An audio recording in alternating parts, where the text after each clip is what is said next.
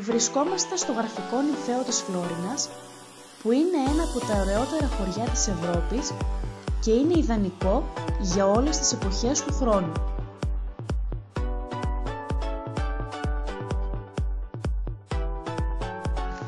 Η αρχιτεκτονική του διαμόρφωση το καθιστά ιδανικό για ξεκούραστες βόλτες στα πέτρινα αρχοντικά, τα μαγαζάκια και τις καφετέριες που προσφέρουν στον επισκέπτη χαλάρωση και ηρεμία.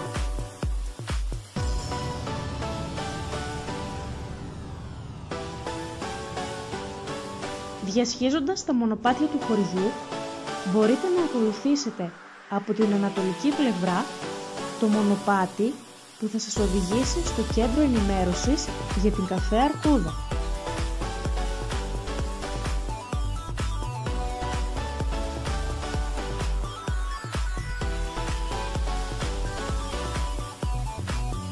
Μπορείτε να ενημερωθείτε για την εξέλιξη της Καφέ Αρκούδας, την οικολογία, τη βιολογία, τη γεωγραφική κατανομή της. Υπολογίζεται ότι στην Ελλάδα υπάρχουν περίπου 380 αρκούδες.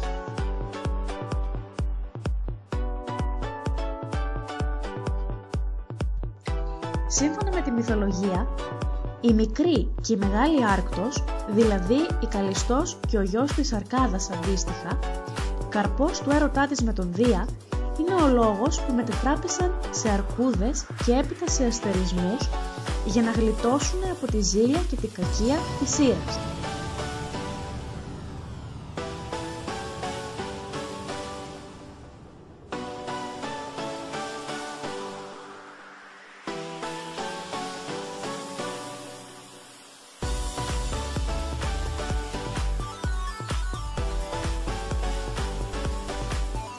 Ο Αρκτούρος είναι μια μη κερδοσκοπική περιβαλλοντική οργάνωση που ιδρύθηκε το 1992 και έχει ως στόχο την προστασία της άγριας πανίδας και του φυσικού περιβάλλοντος στην Ελλάδα και το εξωτερικό.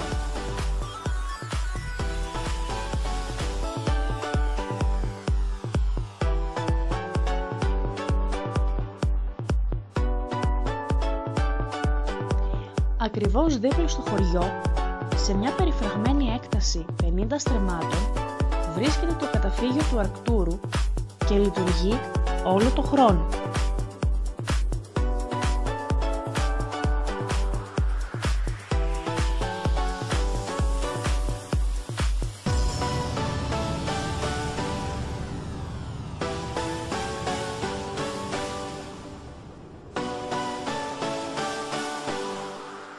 Στο καταφύγιο της Αρκούδας φιλοξενούνται περίπου 16 αρκούδες σε φυσικό δάσος οξιάς. Αν είστε τυχεροί, θα δείτε τις αρκούδες να κάνουν μπάνιο, να παίζουν ή την αρκούδα χορεύτρια να χορεύει.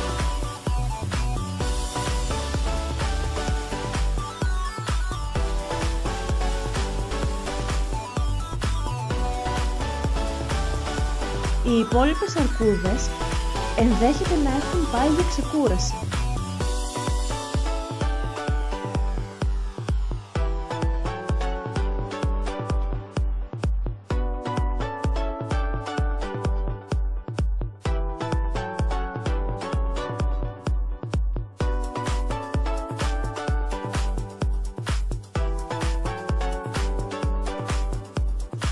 Το όμορφο φυσικό περιβάλλον είναι έτοιμο να σας αφήσει σημαντικές στιγμές, παρέχοντας χαλάρωση και ηρεμία σε εσάς και στα αγαπημένα σας πρόσωπα.